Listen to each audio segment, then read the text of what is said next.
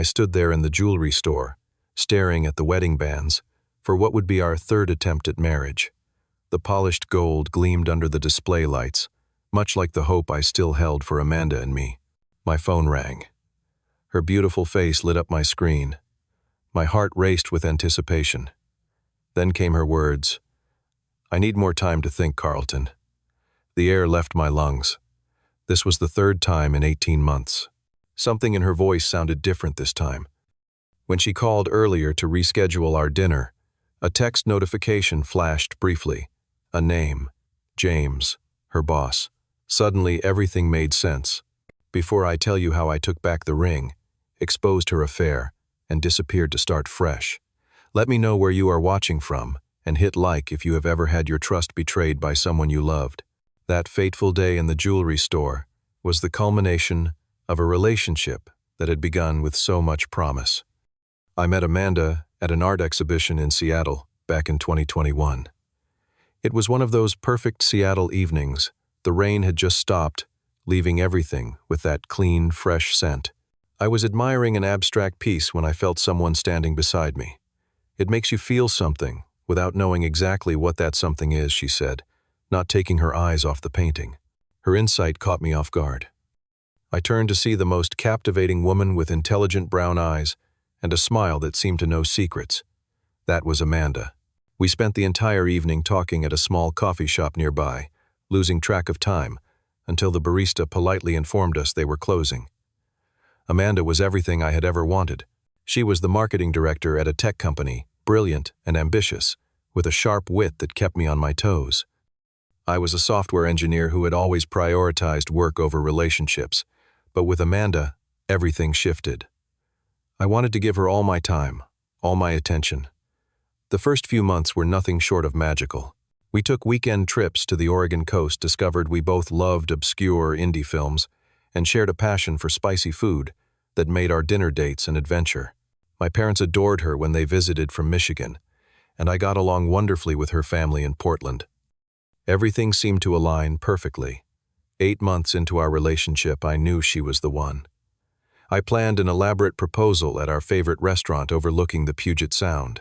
The sunset painted the sky in brilliant oranges and pinks as I got down on one knee and presented her with the emerald-cut diamond she had once pointed out in a magazine. "Amanda, you have changed my life in ways I never thought possible. Would you do me the honor of becoming my wife?" she gasped, tears forming in her eyes. "Yes, Carleton. Yes, absolutely. Yes," she exclaimed, throwing her arms around me as the entire restaurant erupted in applause. We set the date for 6 months later, planning a beautiful beach wedding in California. We spared no expense putting deposits on a stunning oceanfront venue, hiring a renowned caterer, and booking rooms for all our out-of-town guests. The costs added up quickly, many non-refundable, but I did not care. I wanted to give Amanda the wedding of her dreams. 2 months before our wedding date, Amanda called me during her lunch break, her voice tinged with excitement and uncertainty. "Carleton, I just got offered an amazing opportunity to lead a marketing campaign in New York. It is a 3-week project that could really advance my career, but it overlaps with our wedding date." My heart sank, but I understood her ambition. It was part of what I loved about her.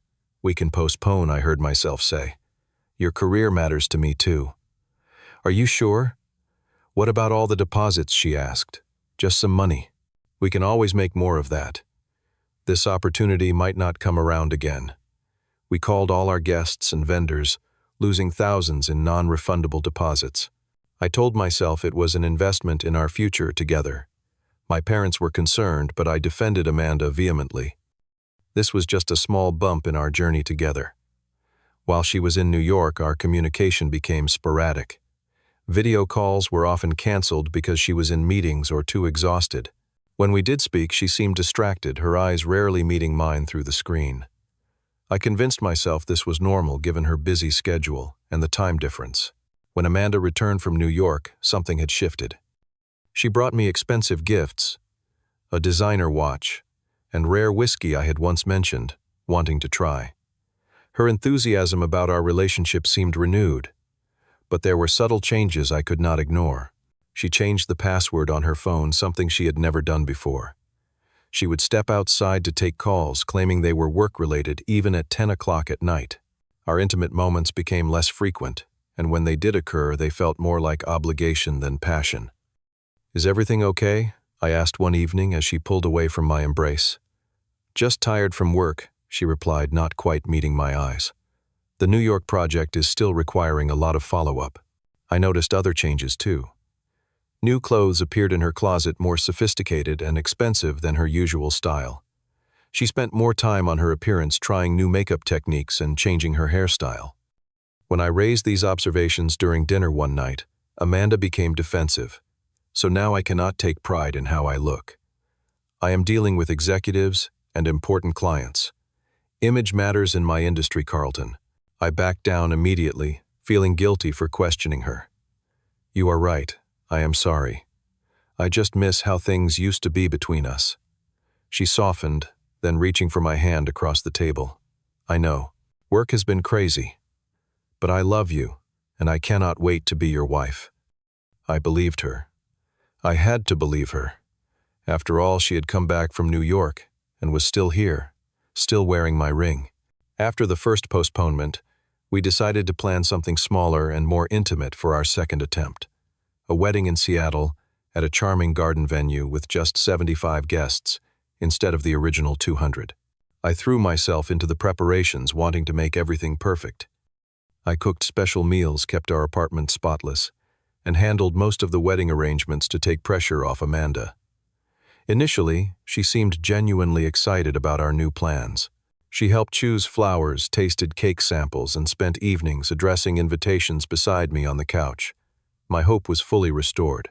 I thought we had moved past whatever temporary disconnect had occurred during her New York trip. "I think this wedding will be even better than what we originally planned," she said one evening, snuggled against me as we looked through venue photos. "More us, you know. I bought new wedding bands, simpler but more elegant than our original choice.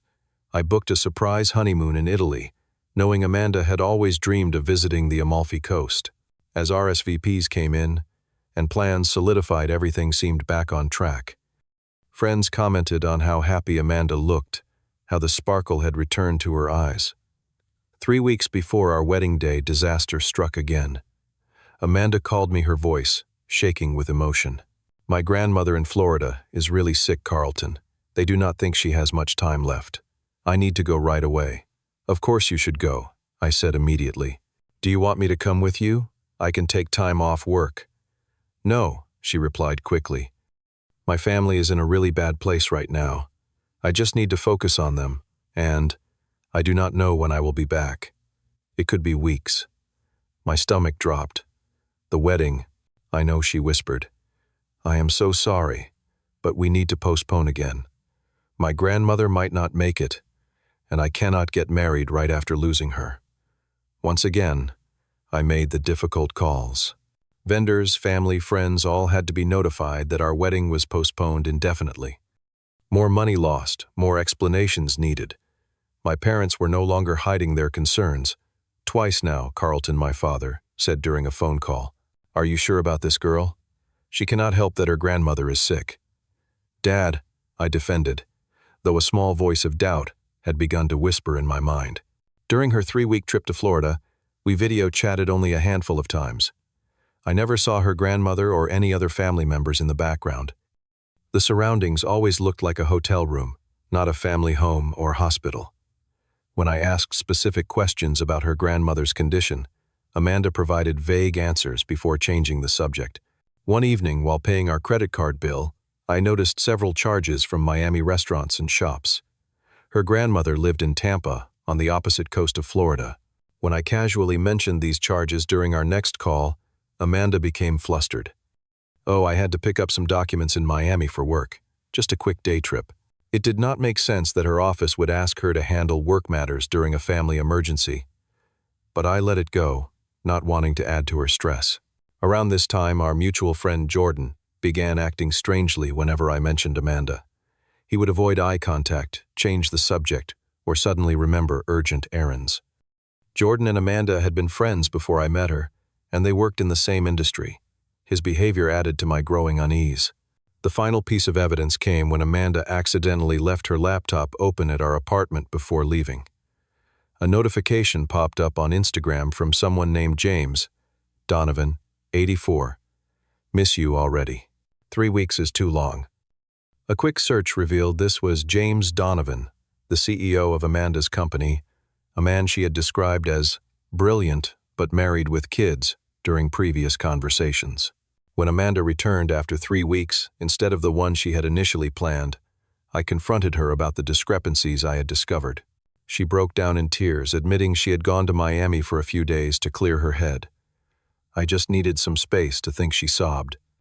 Planning a wedding is so stressful, and with my grandmother being sick, I just needed a break. I should have been honest, and I am sorry.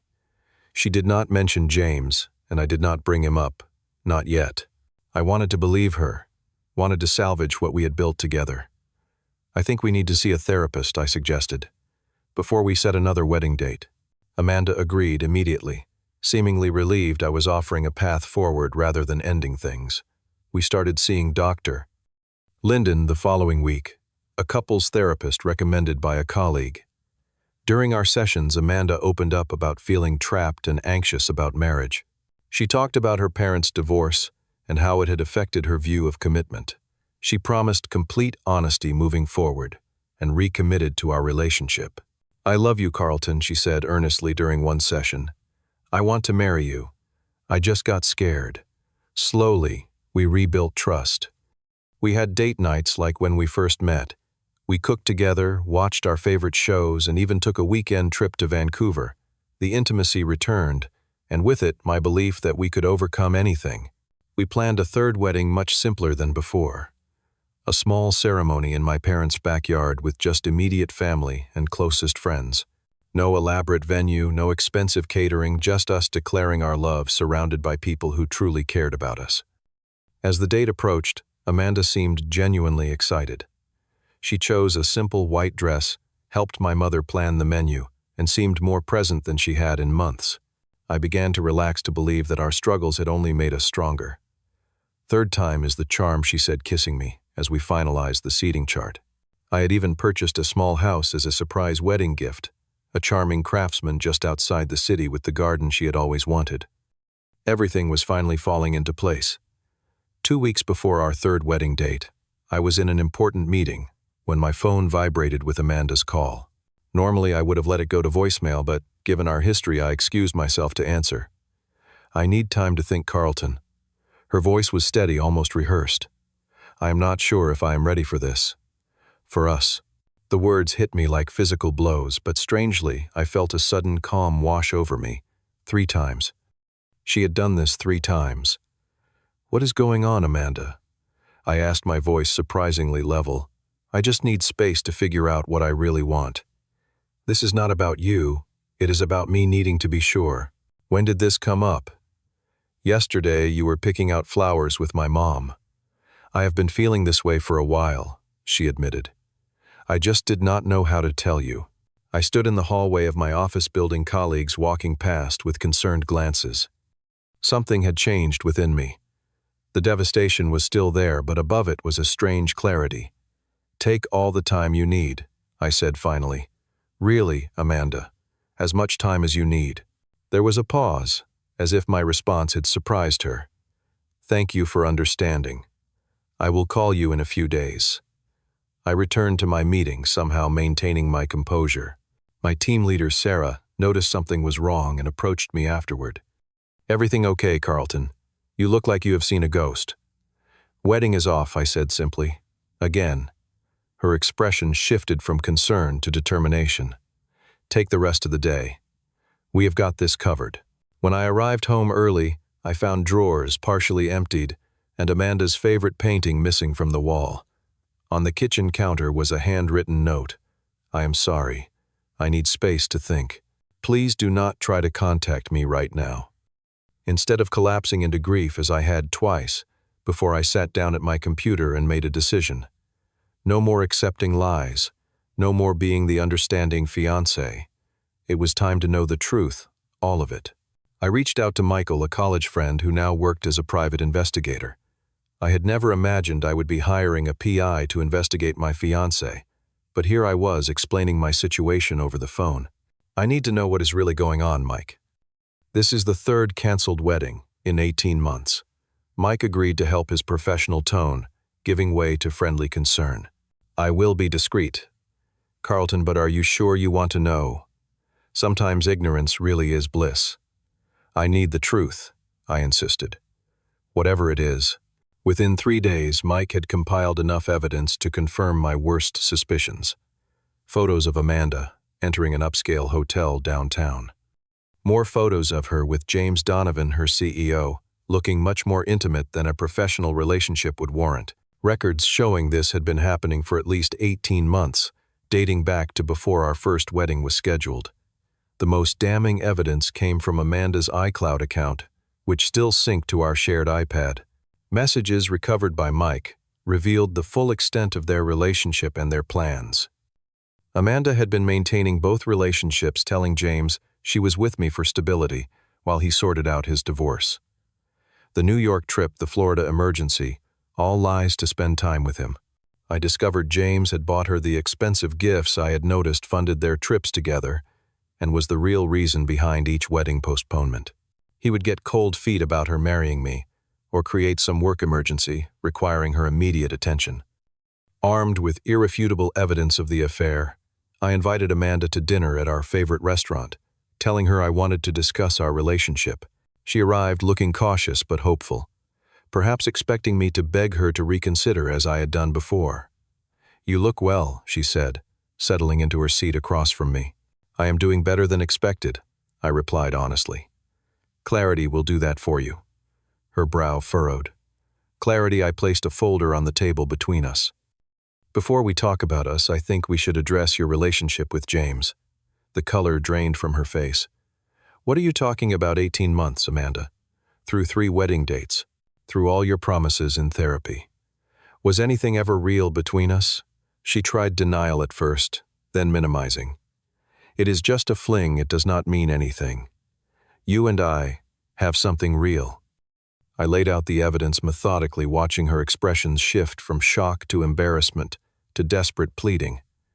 "It was a mistake," she insisted, reaching for my hand across the table. "I can end it with him right now. We can still make this work." I looked at the woman I had loved, truly loved, and felt nothing but a sad detachment. "You know what you said to me on the phone the other day? That you needed time to think." She nodded, tears streaming down her face. "I think that is exactly what you should take. All the time you need." I stood up, placing enough cash on the table to cover both our meals. "Goodbye, Amanda." As I walked out of the restaurant, leaving her sitting alone with the evidence of her betrayal, I felt a weight lift from my shoulders. For the first time in 18 months, I was taking control of my own story. The next morning, while Amanda was at work, I retrieved her engagement ring from our apartment safe. The 3-carat emerald-cut diamond that had once represented our future now symbolized nothing but lies. I had paid for it in full, and it was legally mine until we married. I spent that day implementing a carefully constructed plan. First, I opened a new bank account at a different bank and transferred my portion of our savings. Amanda and I had kept most finances separate, maintaining only a joint account for shared expenses like rent and utilities. Next, I secured all my important documents from my birth certificate to my passport, placing them in a safe deposit box at the new bank. I began searching for a new apartment, finding a modern 1-bedroom unit in a secure building across town. I paid the deposit and first month's rent on the spot, grateful they had an immediate opening. It was smaller than the space Amanda and I shared, but it was mine alone. Throughout this process, I maintained an almost eerie calm. The pain was still there, buried deep, but it was overshadowed by a determination not to be a victim in this story. Amanda had controlled the narrative for 18 months with her lies and manipulations. Now it was my turn. That evening, I packed essential belongings enough to live comfortably in my new place while figuring out the rest. I carefully wrapped photos and mementos of happier times, not to display, but to process later when the wound was not so fresh. The final step of my plan was the hardest, but most necessary.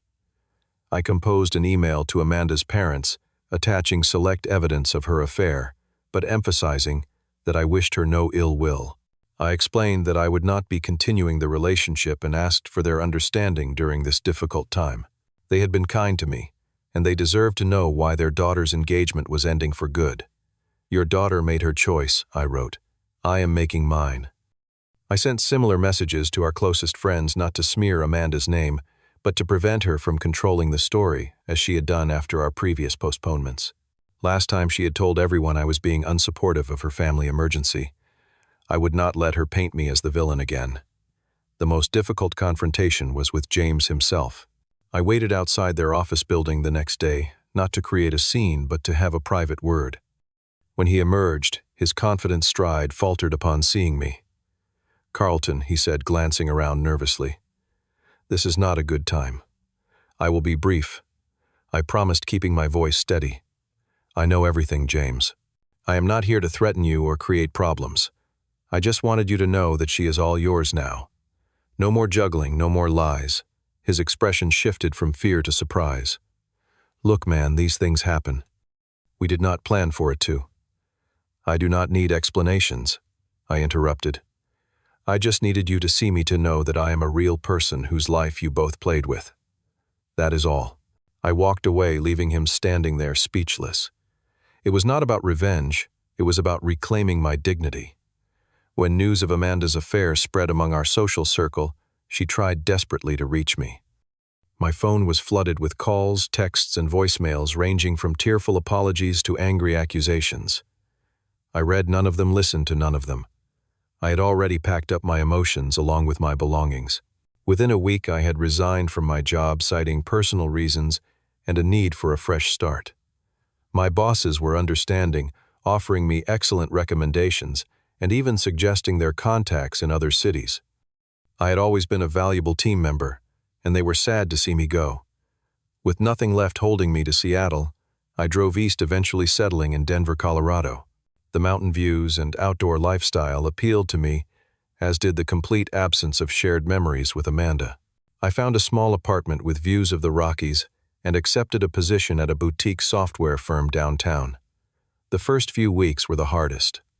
Despite my determination to move forward, there were nights when sleep eluded me, when memories of Amanda's laughter or the feel of her hand in mine would ambush me in the darkness.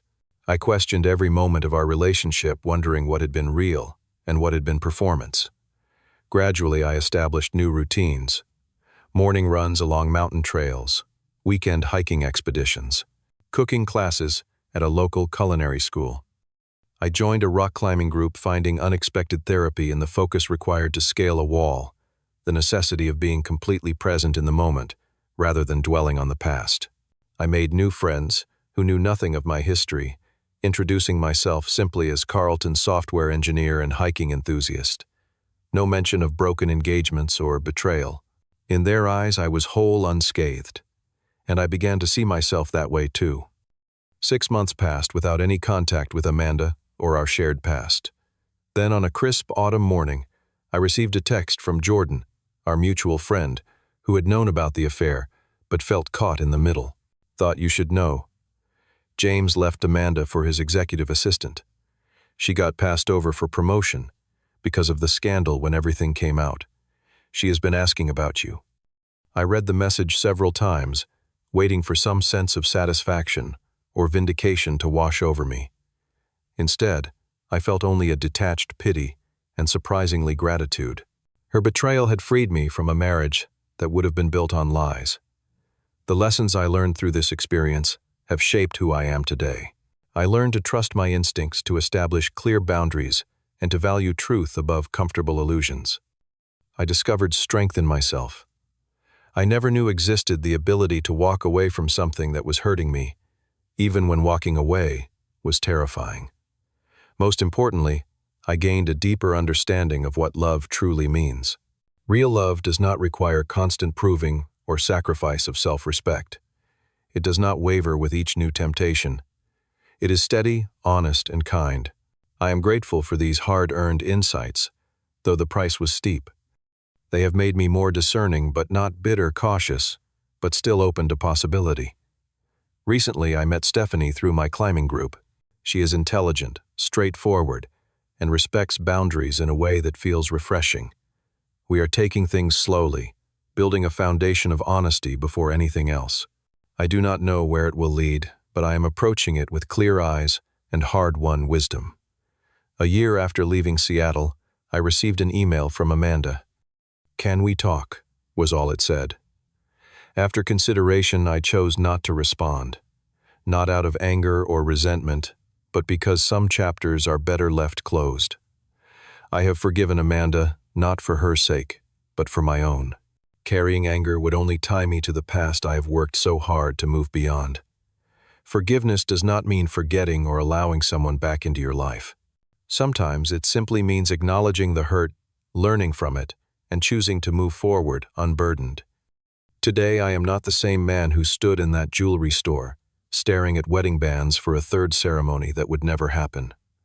I am wiser, stronger, and genuinely content in the life I have built for myself. I demand honesty in my relationships and offer it freely in return. I know my worth and will not settle for less than I deserve. Have you ever had to walk away from someone you loved for your own well-being? Share your story in the comments below. Sometimes the hardest decisions lead to the greatest growth. If this story resonated with you, please like and subscribe for more real-life experiences. Remember, even in your darkest moments, you always have the power to choose yourself and create a new beginning. Thank you for listening, and I wish you the courage to seek the truth in your own relationships no matter how difficult it might be.